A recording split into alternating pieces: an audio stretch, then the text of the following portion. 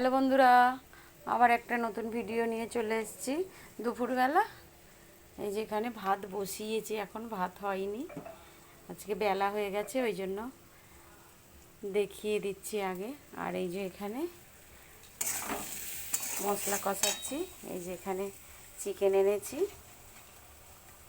এই যে আলু কাটা আছে, এই যে চিকেনের ঝোল আর ভাত, আজকে আর কিচ্ছু হবে না।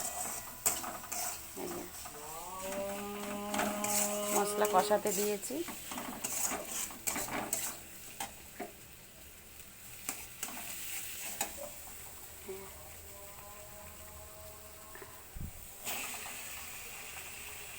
বেলা হয়ে গেছে বলে শুধু ঝোল আর ভাত করে নিচ্ছি।